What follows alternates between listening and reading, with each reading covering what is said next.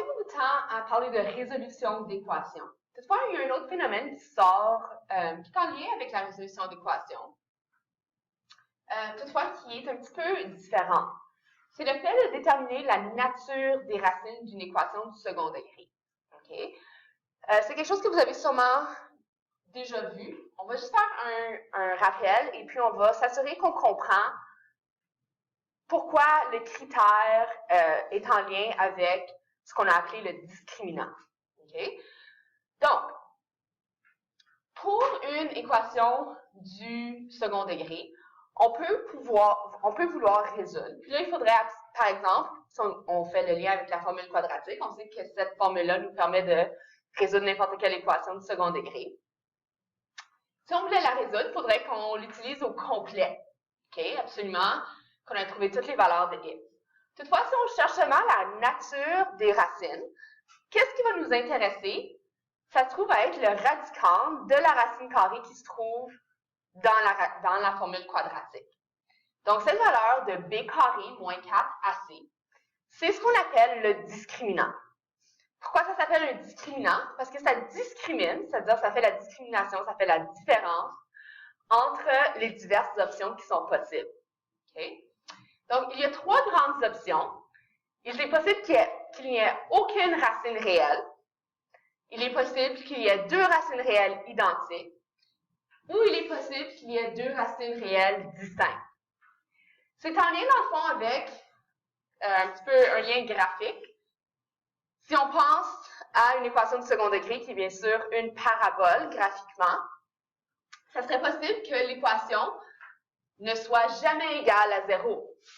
Ça veut dire que c'est possible que le graphique, comme tel, bien, la valeur de y ne touche jamais 0. Voici quelques exemples. Par exemple, si ça a l'air de ceci ou si ça a l'air de cela, on voit que la parabole ne touchera jamais à la valeur de 0, qui est le y de 0 sur mon axe des x. Il n'y a aucune racine réelle. Si j'ai deux racines réelles identiques, c'est ce que ça se trouve à être le moment où on aurait des deux points possibles qui se réuniraient au même endroit.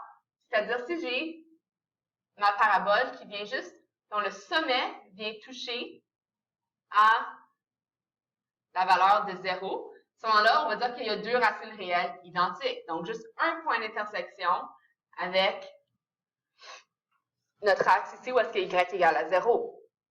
Si j'avais deux racines réelles distinctes, à ce moment-là, il y aurait deux points d'intersection avec notre valeur de 0. Deux valeurs de x où toute l'équation, donc tout le y, est égal à 0. Par exemple, quelque chose comme ça, on voit qu'on a deux points d'intersection, donc deux racines réelles, deux valeurs de x possibles pour que ce soit égal à 0. Donc, il y a un lien graphique avec tout ça. Maintenant, on est dans une unité algébrique. Donc, on veut voir algébriquement, sans avoir à aller jusqu'au bout pour résoudre, comment est-ce qu'on pourrait savoir c'est dans laquelle des situations qu'on tombe. Je reviens à mon discriminant. Donc, le discriminant ne sort pas de nulle part. On l'a vu, il sort de la formule quadratique. Le critère qui fait en sorte qu'on pourrait affirmer qu'on n'a aucune racine réelle, c'est lorsque le discriminant est plus petit que 0, c'est-à-dire lorsque le discriminant est négatif. Pourquoi c'est le cas? Parce que je vous ai donné un exemple ici. Si j'arrive à avoir mon discriminant qui est négatif, c'est-à-dire que le radicand de ma racine carrée serait négatif. Ça ici, c'est une impossibilité dans le monde des réels. Pourquoi? Parce qu'il n'y a aucun deux nombres réels qui peuvent être mis au carré pour donner un nombre négatif. Dès qu'on met quoi que ce soit au carré, il n'y a rien au carré qui pourrait être égal à moins 4. C'est absolument impossible dans le monde des réels. C'est pour ça qu'on dit qu'on n'a aucune racine réelle à ce moment-là. C'est impossible. Dans notre deuxième exemple, on dit qu'il y aura deux racines réelles identiques, c'est-à-dire de même valeur, si mon discriminant est égal à 0. Encore une fois, si on fait le lien avec la formule quadratique, c'est tout à fait logique. Si mon discriminant est égal à 0, bien la racine carrée de 0, c'est 0. Puis on voit qu'à ce moment-là, peu importe si on prend le plus ou le moins qui sépare les termes, si je fais moins 5 plus 0 divisé par 6, ou si je fais moins 5 moins 0 divisé par 6, bien sûr, les deux racines vont être identiques. Donc ça, c'est la raison pour laquelle un discriminant qui est égal à 0 me donne deux racines réelles identiques. Finalement, lorsque j'obtiens deux racines réelles distinctes, c'est parce que j'aurai un discriminant qui est positif. Pourquoi? Parce que si mon discriminant est positif, bien, le radicand de la racine carrée de ma formule quadratique va être positif. Ça veut dire que c'est une valeur possible. Ça se peut que ce soit simplifiable ou pas, que ce soit un carré parfait ou pas, mais quand même, si elle existe dans le monde réel. Et puis, on voit à ce moment-ci que si je fais une valeur plus, par exemple, la racine carrée de 2 divisé par 6, c'est bien sûr pas égal à la même chose que moins 5 moins la racine carrée de 2 divisé par 6. Donc, on a deux racines réelles, les deux existent, mais ils sont distinctes. Donc, distinctes, ça veut dire différentes. Donc, on voit là, les différentes possibilités qu'on a ici. C'est tout en lien avec le discriminant qui fait un lien direct avec la formule quadratique. Maintenant, un exemple. On nous dit ici clairement sans résoudre. Donc, je ne vais pas vous essayer d'aller jusqu'au bout, déterminer les racines, les valeurs de x qui rendent l'égalité vraie. Vraiment, sans résoudre, on veut déterminer uniquement la nature des racines. Donc, pas la valeur des racines, mais leur nature. On a nos trois choix. Okay? Faites attention au vocabulaire. Puis, on va justifier tout ça. Donc, on a vu que pour savoir ça, il faut qu'on fasse un lien avec le discriminant. On a également vu que le discriminant est en lien avec la formule quadratique. Si on met tout ça ensemble, on sait que la formule quadratique, elle est seulement possible lorsque on peut déterminer la valeur du ABC qui vient de notre forme générale égale à 0. Donc, c'est bien sûr ça qui va devenir notre première étape pour pouvoir aller plus loin. Donc, je dois avoir une forme qui me permet d'aller calculer la valeur du discriminant.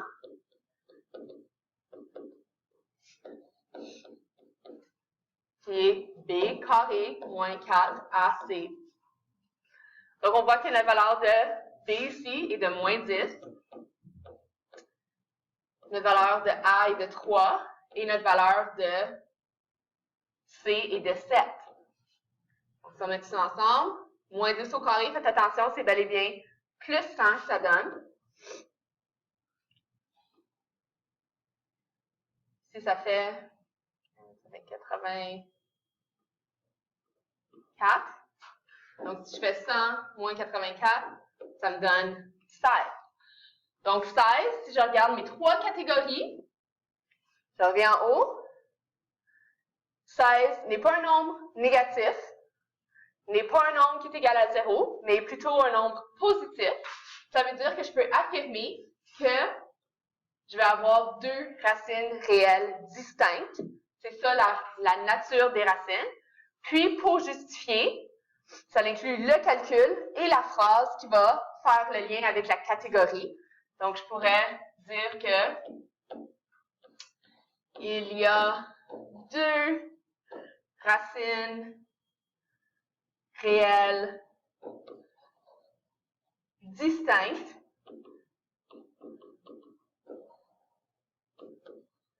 car le discriminant, soit qu'on dit est plus grand que 0 ou qu'on dit est positif.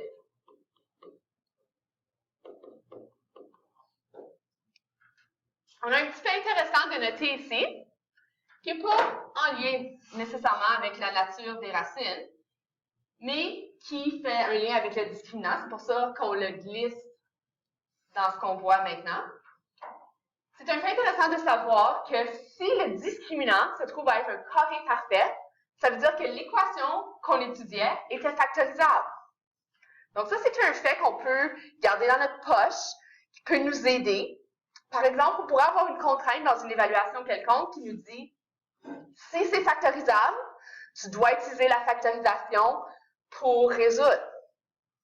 Et à ce moment-là, des fois, quand les entiers à trouver sont faciles ou c'est un triangle parfait, ainsi de suite, ben c'est pas mal simple à voir. Toutefois, des fois, on travaille avec des plus gros nombres, on a de la difficulté à trouver les entiers, mais on n'est pas 100% certain si c'est juste parce qu'on les a pas trouvés ou parce que c'est véritablement pas factorisable. Mais à ce moment-là, le discriminant peut venir à notre rescousse et établir le fait si c'était factorisable ou pas. C'est intéressant. Donc, voici un autre type de question qu'on pourrait vous poser. C'est une question d'application avec ça. Donc, on nous dit, détermine là où les valeurs possibles de K. Si l'équation suivante, on nous affirme qu'elle a deux racines réelles identiques. Okay? Donc, la question comme telle ici ne dit pas la méthode. Il faut faire des liens dans notre tête par rapport à ce qu'on connaît. Donc, faites bien attention à ça. Regardons ici. On nous parle de racines réelles identiques. Tout de suite, dans notre cerveau, il faut faire le lien. Ça, c'est un type de la nature des racines. On sait que la nature des racines est en lien direct avec le discriminant. Donc, automatiquement, on sait qu'il va falloir qu'on aille chercher le discriminant. Maintenant, quelle valeur est-ce qu'on sait qui est associée avec le discriminant quand on a deux racines réelles identiques? Et ça, c'est de la connaissance qu'on doit inclure dans notre raisonnement. On sait que ça ici, ça l'implique que mon discriminant doit être égal à 0. Donc ça, c'est le fait gagnant qu'on va pouvoir utiliser pour répondre à la question.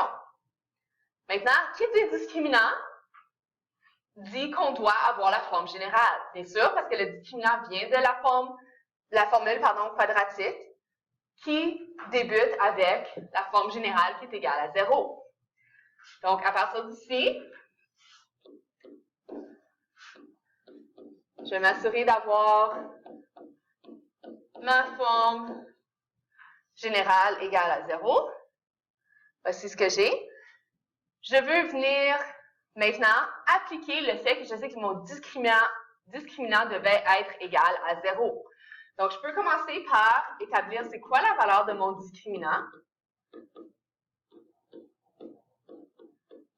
Donc, la valeur du b carré moins 4ac. Si je prends ces valeurs-là de mon équation, bien, mon b a une valeur de moins 40. Mon a a une valeur de k. Et mon c a une valeur de 16. Maintenant, je veux que vous remarquiez que, même si on peut simplifier ça, donc je pourrais simplifier ça, je vais le faire tout de suite, 1600 moins 64K. Donc, remarquez ici, il y a plusieurs personnes qui, à ce point-ci, essaieraient d'isoler le K. Je veux que vous réalisiez qu'en ce moment, on n'a pas une équation à résoudre. On a juste une équation parce qu'on nous dit que le discriminant est égal à ça. Je ne serais pas capable d'isoler mon K ici. Si j'enlevais mon 1600, j'aurais discriminant moins 1600 qui est égal à moins 64 fois K, ainsi de suite. J'ai encore le fait que le mot discriminant, la valeur à gauche, c'est discriminant. Je ne peux pas résoudre encore. Ce qui va me permettre de résoudre, c'est uniquement lorsqu'on va avoir appliqué le fait qu'on a établi de tout le début. On a établi qu'à cause du critère qu'on nous donnait, que l'équation devait avoir deux racines réelles identiques. Ce fait-là nous permettait d'affirmer que le discriminant, qui est ça ici, avait une valeur de 0. À aucun moment, avant qu'on puisse faire cette substitution-là, est-ce qu'on serait en mesure de résoudre? Et j'espère que vous voyez la particularité. Donc, à l'étape précédente, encore ici, on a encore discriminant. C'est comme si on avait une variable D avec une variable K, deux variables dans une équation, on ne peut pas résoudre. Maintenant, on a juste une variable, ou je devrais plutôt dire une inconnue. On peut donc résoudre cette équation-là. Regardez l'inconnu, c'est K exposant 1, donc c'est une équation du premier degré. On peut résoudre, bien sûr, simplement en isolant la variable. Donc, je fais moins 1600 à chaque côté, je divise par moins 64 de chaque côté pour isoler mon cas. Et voici, j'ai établi qu'il y avait une seule valeur possible pour k, qui ferait en sorte que mon équation donne deux racines réelles identiques.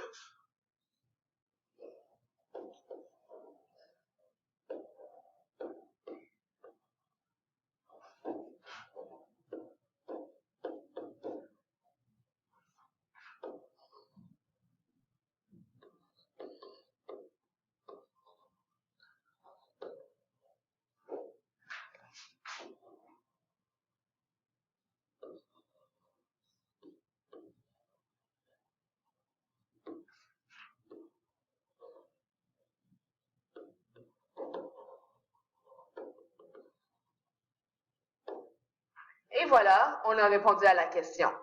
Un petit point d'à côté, si on regarde l'équation ici, je vais vous remarquer que dans ce qu'on a travaillé dans l'exemple précis, notre cas se trouvait à être à la position du A. S'il avait été quelque part à la position du B, à ce moment-là, mon cas aurait été à l'exposant 2. J'aurais eu donc bâti une équation du second degré ici, où est-ce qu'il aurait fallu que j'utilise mes autres méthodes de résolution, factorisation, complétion du carré, formule quadratique, etc., pour venir résoudre la nouvelle équation qu'on aurait ici et terminer pour solutionner le tout.